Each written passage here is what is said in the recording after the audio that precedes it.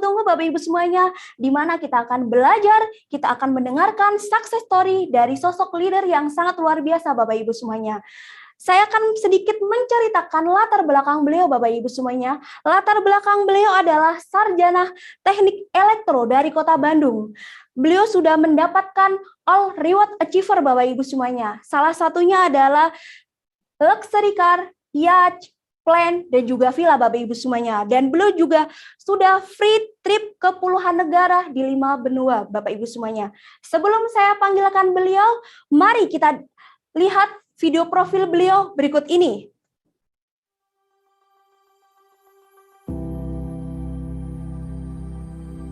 Saat ini, saya dan keluarga memperoleh banyak sekali keberkahan. Saya bisa hidup seimbang, punya waktu untuk bangun bisnis, tetap punya banyak waktu untuk keluarga, dan juga waktu untuk ibadah. Saya sudah mendapatkan kebebasan finansial, sudah mempunyai aset yang terus menghasilkan sangat besar, walaupun tidak bekerja lagi. Saya juga mendapatkan kebebasan waktu, saya bisa berlibur ataupun bekerja kapanpun saya mau, dan saya juga mendapatkan kebebasan pikiran. Semua ini berkat keputusan yang saya ambil belasan tahun silam untuk serius menjalankan bisnis Tiansi. Saya kuliah di jurusan Teknik Elektro ITB, Institut Teknologi Bandung. Di tahun keempat, memasuki tahun keempat kuliah, saya diperkenalkan bisnis Tians oleh sponsor saya yang juga teman kuliah di ITB. Saat itu, saya memulai, kemudian akhirnya memutuskan serius, dan hanya dalam tempo sekitar 14 bulan, saya sudah mempunyai penghasilan passive income puluhan juta per bulan. Setahun kemudian, saya mendapatkan reward mobil BMW gratis dari bisnis ini. Dan hanya dalam 6 tahun sejak saya pertama memulai, saya sudah mendapatkan semua reward dari Tians, cash reward BMW, kapal, pesawat, dan villa yang total nilainya mencapai lebih dari 2,5 miliar. Saya sekarang tinggal di sebuah rumah mewah yang sangat nyaman. Selain itu saya juga memiliki lebih dari 1 lusin properti, rumah, apartemen, kafling, kondo, dan lain-lain. Saya juga sudah memiliki mobil mewah, 4 kali membeli BMW, salah satunya gratis dari Tiansi, 3 kali membeli Jaguar, ada Mercy Coupe Sport juga, kemudian Range Rover, dan mobil-mobil lainnya. Sejak bergabung ke bisnis ini, saya juga sudah mendapatkan banyak sekali trip perjalanan gratis ke luar negeri. Saya dan keluarga sudah melakukan lebih dari 300 kali penerbangan internasional ke ratusan kota di seluruh dunia, di 5 benua.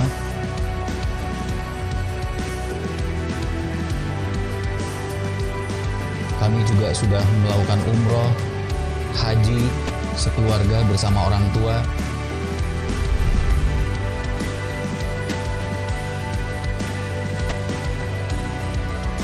Saya juga bisa memberikan infak yang terbaik, dan alhamdulillah juga mewujudkan impian saya membangun masjid. Alhamdulillah, keputusan saya dulu untuk memulai, kemudian serius menjalankan usaha ini, dan tetap konsisten istiqomah telah menjadi jalan untuk saya mewujudkan semua impian-impian saya.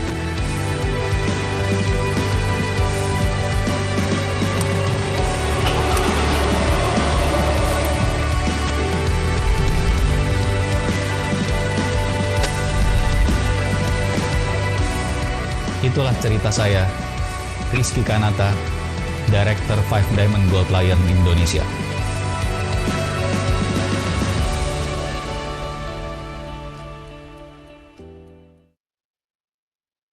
Oke Bapak Ibu semuanya, mari kita dengarkan success sharing dari Director 5 Diamond Gold Lion.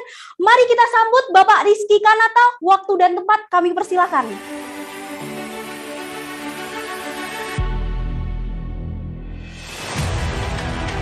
Halo Bapak Ibu, rekan-rekan semua, Sobat Indonesia, perkenalkan, saya Rizky.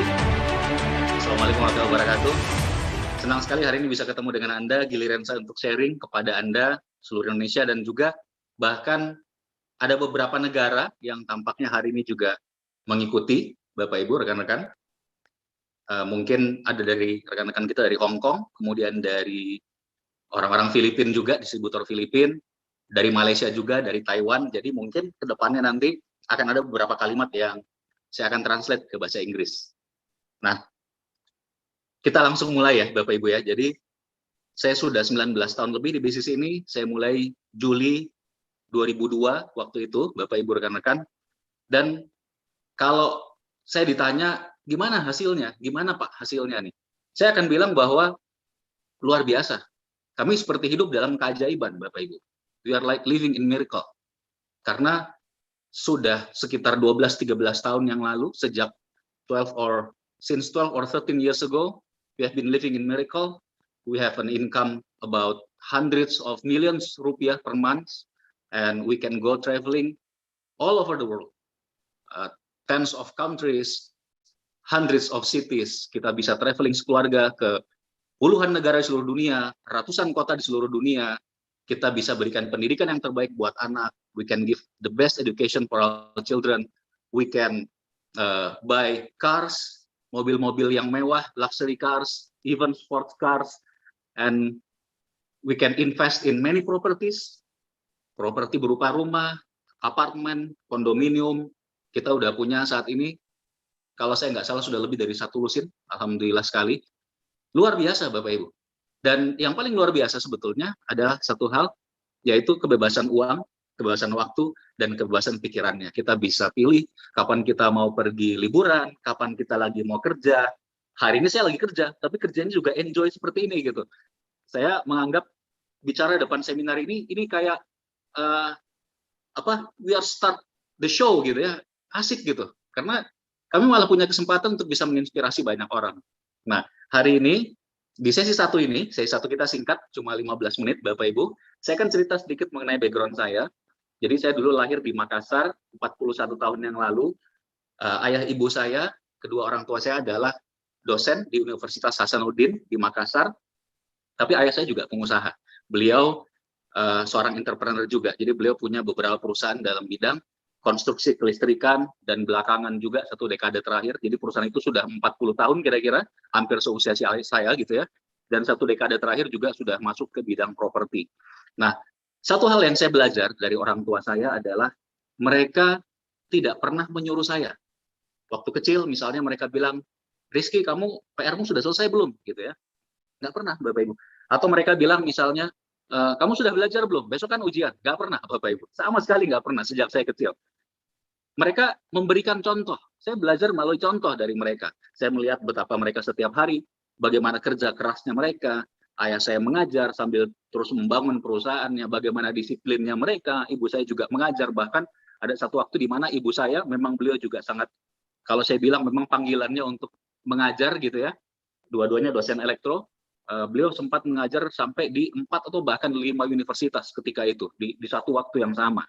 Nah, saya belajar dari mereka bahwa yang namanya keteladanan itu tidak perlu banyak ngomong, tapi banyak berbuat.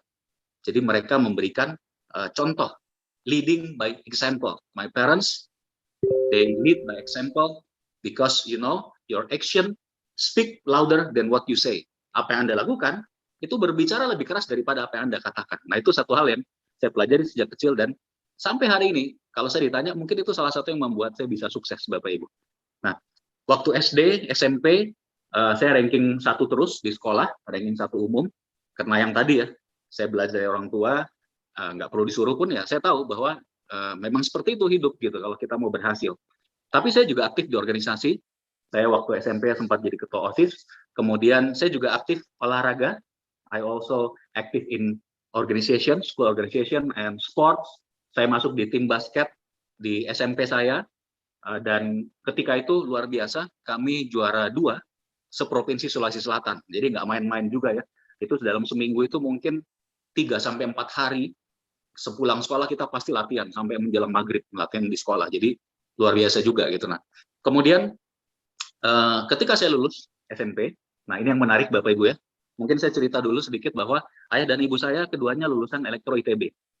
Jadi mereka, ayah saya dari Bone, Sulawesi Selatan ya, Bugis, orang Bugis. Ibu saya dari Bukit Tinggi, Minangkabau.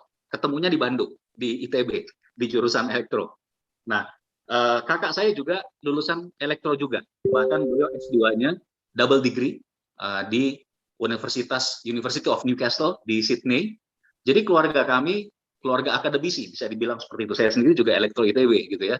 Jadi our family is you can say quite an educated people, educated family, academic people. Tapi kami juga entrepreneur. Nah ini yang menarik. Jadi ada keseimbangan di situ Bapak Ibu. Sehingga sejak saya lulus SMP, waktu itu saya lulus SMP di Makassar, salah satu nilai bukan salah satu ya, nilai tertinggi nomor 1 se-Provinsi Sulawesi Selatan waktu itu NEM saya 54 lebih. Jadi 6 mata pelajaran berarti rata-ratanya 9 lebih gitu ya.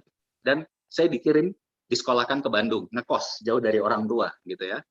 My senior high school was in Bandung, far from my parents, living by my own. Nah, sejak SMA itu kita kumpul di SMA Negeri 3 Bandung dengan bisa dibilang anak-anak paling pinter lah, karena SMA 3 Bandung ini memang terkenal dari berbagai daerah datang ngekos jauh-jauh gitu ya, padahal di usia yang masih sangat muda, berarti kan baru sekitar 15 tahun ya, betul.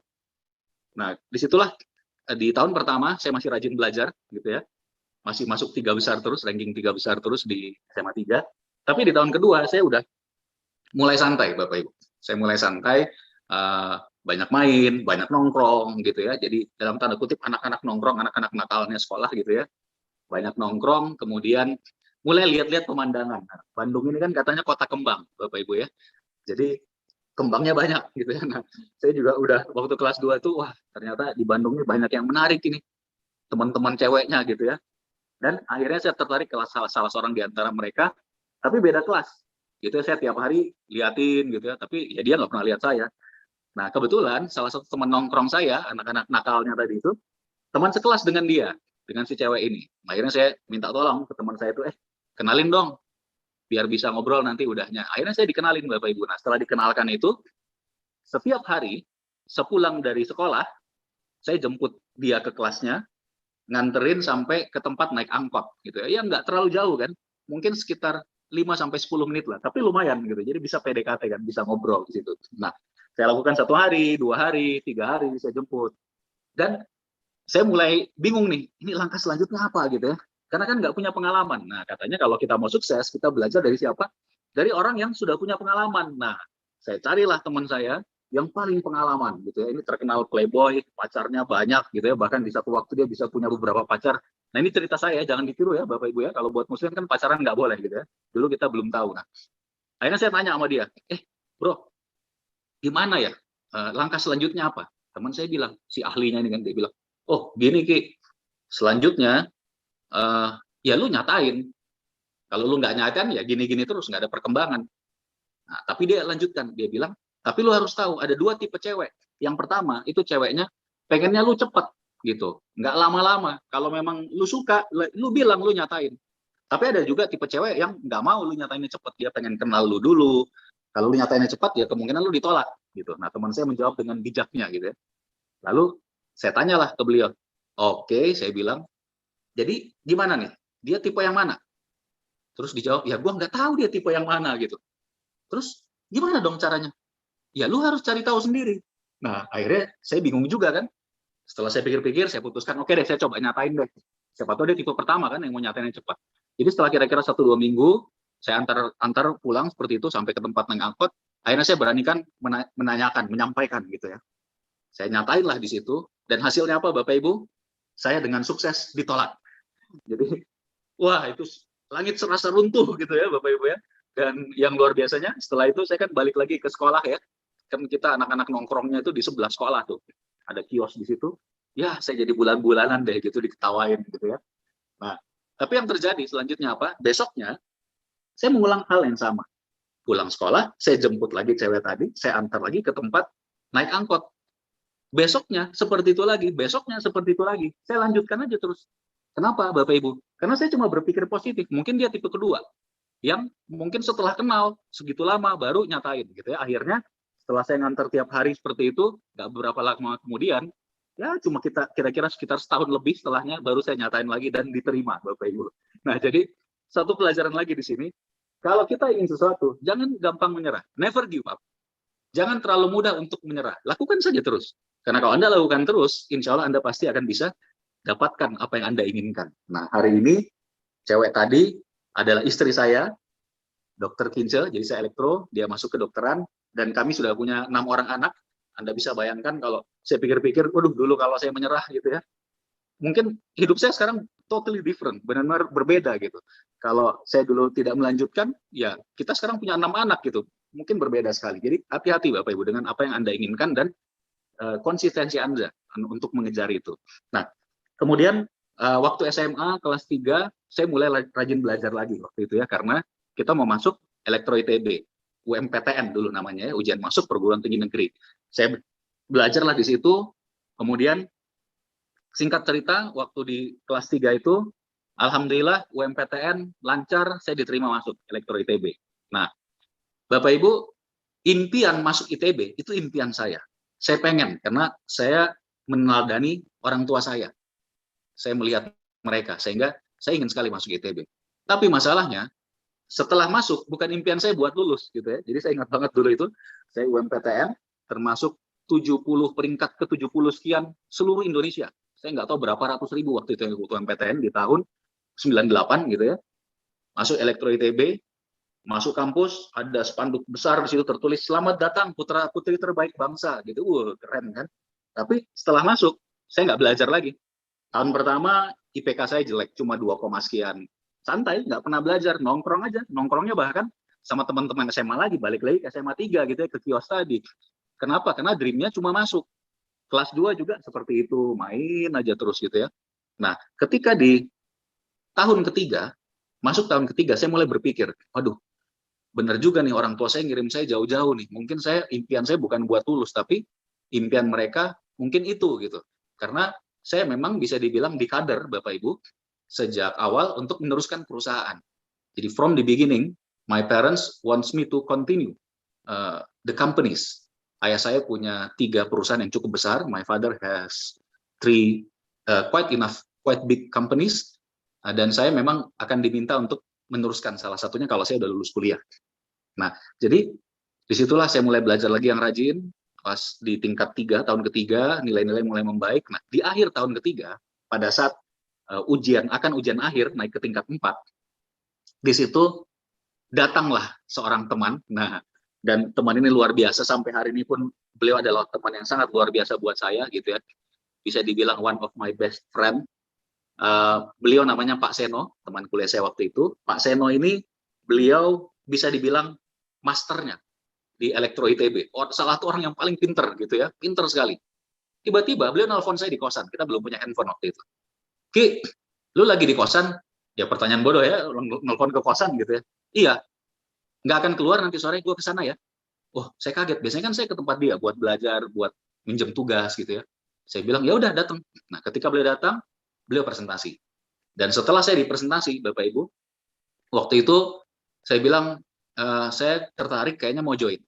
Saya bilang begitu. Tapi seminggu setelahnya, 2 minggu setelahnya, 3 minggu setelahnya, saya nggak join Bapak Ibu ya. Di follow up berkali-kali, nggak join gitu. Saya bilang waktu itu, nanti setelah ujian akhir deh, selesai ujian naik tingkat 4, saya join, saya jalankan gitu ya. Sebulan, 2 bulan, nggak join gitu ya. Nah, akhirnya satu ketika beliau bilang ke saya, udah gini aja, lu datang acara namanya Grand OP, Grand Opportunity Preview. Lihat acara itu, saksikan di situ, lu putusin. Kalau udah lihat acara itu, lu jadi mau join apa enggak. Nggak jadi masalah kok join atau enggak.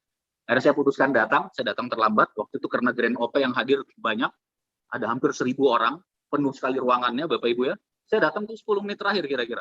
Akhirnya nggak dengar apa-apa, karena terhalang pandangan, begitu banyak orang berdiri, terus setelah itu bubar, saya nggak ketemu juga dengan Pak Seno. Akhirnya saya pulang, tapi saya mengambil satu kesimpulan di situ, saya cuma berpikir bahwa, wah, banyak ternyata yang menjalankan, berbagai latar belakang, mulai dari orang yang memang kelihatannya pengusaha, karyawan, bahkan mahasiswa, gitu ya. Bahkan saya melihat salah satu adik tingkat saya di Elektro ITB, 1 tahun di bawah kami, itu sudah naik, waktu itu peringkat bintang 6, naik ke panggung, bintang 6 dulu, itu seperti bintang 7 sekarang.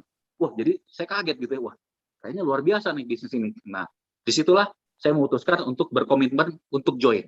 Tapi sayangnya ketika itu saya nggak punya uang. Jadi orang tua saya berada, tapi budget bulanan tuh benar-benar ngepas Bapak Ibu. Nah lalu gimana kok saya bisa sukses gitu ya? Karena dulu butuh sebulan, 2 bulan, masih belum join-join. Terus mau join pun kendalanya macam-macam. Nah Bapak Ibu, nanti kita akan bahas lebih detail di sesi kedua Bapak Ibu. Anda akan lihat dan saya janjikan, I'll promise you in the second session 2 later, kita akan bicara bagaimana success story ini dan bagaimana untuk Anda juga bisa mencapai itu. Dan itu akan dahsyat. I promise you, it will be mind-blowing. So, see you again. I'll meet you again at session 2. Terima kasih. Wassalamualaikum warahmatullahi wabarakatuh.